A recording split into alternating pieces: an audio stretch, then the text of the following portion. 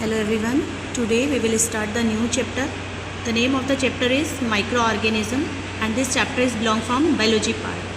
Children, you know organism that can be seen only under the microscope. They are called microorganism. They are very tiny that enough to be invisible. They exist in vast number all around us in the air, soil, water bodies and even inside our bodies. In fact, they account for more than half of the total weight of all living beings on this earth.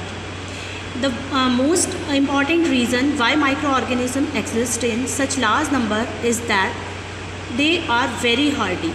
They can survive in all kind of environments like in desert, in polar regions, seas, marshes or saltwater lakes. Some of them form spores to form unfavorable condition and they remain inactive inside the spore and spring to life again when the conditions like food, temperature, moisture and so on are favorable. Often lumped together, microorganisms are a diverse group of organisms. Some are useful while some other cause diseases and some are very harmful for us.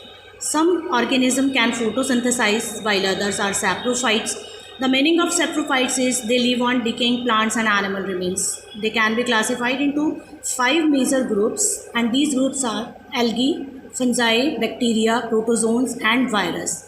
In this chapter, we will read all these 5 organisms, 5 groups one by one. And the main important thing is the study of microorganism is called the microbiology. Children, today we will discuss about algae. Do you remember seeing cell with chloroplasts in the drop of pond water you observe under the microscope? They were algal cell. Children, there is an activity in this. We collect a bit of green scum from the pond, mount it on a slide and cover it with the cover slip. We observe it under a microscope and draw the structure of this and we see the structure of Spirogyra and other algae. The algal cell will also contain chloroplast, but some cells in microorganism are without chloroplast.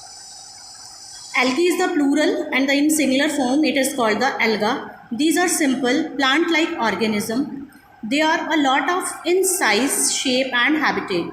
But one thing is common that all of them have chlorophyll and they all are photosynthesized. Hence, chlorophyll can reproduce both of types sexually and asexually reproduction. The alga which we can see under the microscope are green alga. Most green algae live in freshwater bodies. Some are marine algae while other grow on moist soil, tree trunks or walls.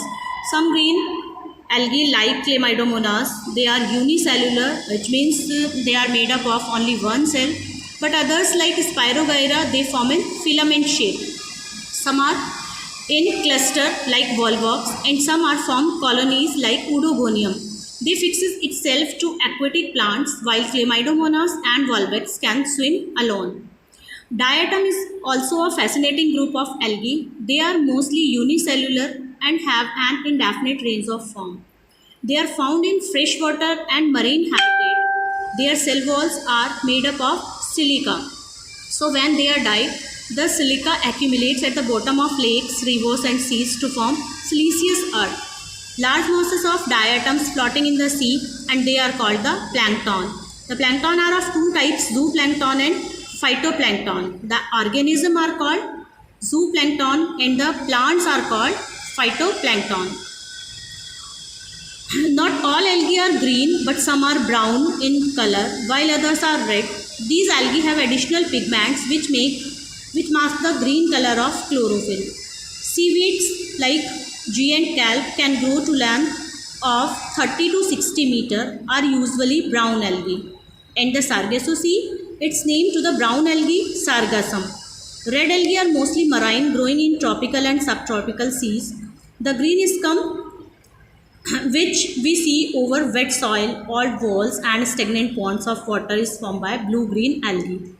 These organisms are more like bacteria than like algae, so they are now called cyanobacteria. Children, now there is some uses of algae.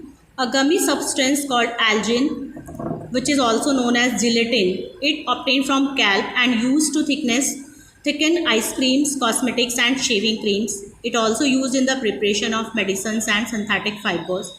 Iodine and potassium are other substances which are obtained from kelp. Another jelly-like substance, agar, which is in which microorganism and tissue are cultured or grown in the laboratory, is made from certain red algae. And in the diatoms, shells, cell walls deposit on the beds of lakes and seas are used to make glass, porcelain and ceramics. They are also used to make toothpaste, polishes and filters. Some red algae are eaten in China and Japan. They are dried and sold as papery sheets and eaten as vegetable or used to make soup. A lot of research is being done to develop algae as an alternative source of food. They are very rich in proteins and minerals and feed a host of aquatic organisms. They are also the greatest provider of oxygen because they accounting for 80% of the oxygen in the air. Children, today we will discuss another process. It is very important, and the name of the process is eutrophication. The enrichment of water bodies by plant nutrients is called eutrophication. Sometimes when sewage and fertilizers drain into water bodies, it leads to an unnaturally rapid growth of algae, which form a thick layer over the surface of the water body. It is called the algal bloom. Algal bloom occurs in the sea too. The dense layer of algae deprive other organisms of latent oxygen. Besides, when they die, the bacteria acting on them use up more oxygen, and slowly most other organisms living in the water body die. So the children, this is the process of eutrophication. Okay, now we will discuss the questions of this video. First of all, question number 1. What is the study of microorganism called?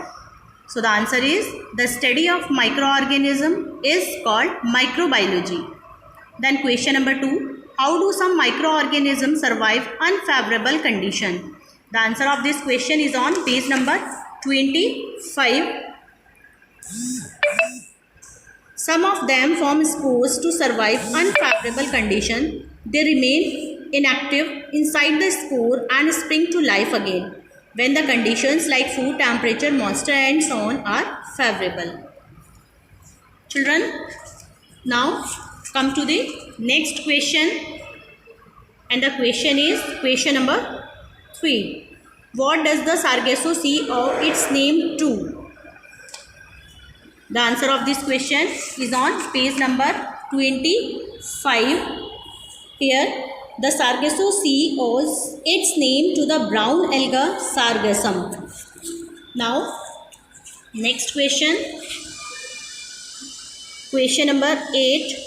Do red and brown algae have chlorophyll? The answer is yes, red and brown algae have chlorophyll. Now come to B part. Question number 2. Mention 3 uses of algae. The answer of this question is on page number 36. The answer is here. Algin from seaweeds is used to make ice creams, cosmetics and shaving cream. This is point 1. And second is, agar from red algae is used in the laboratory. And the third point is, all algae provide food to other aquatic organisms. Now children, come to C part. Question number 1. Explain how the growth of algae harms water bodies. The answer of this question is on page number 27. Answer is here. The enrichment of water bodies by plant nutrients leads to an unnaturally rapid growth of algae. This dense layer of the algae deprive other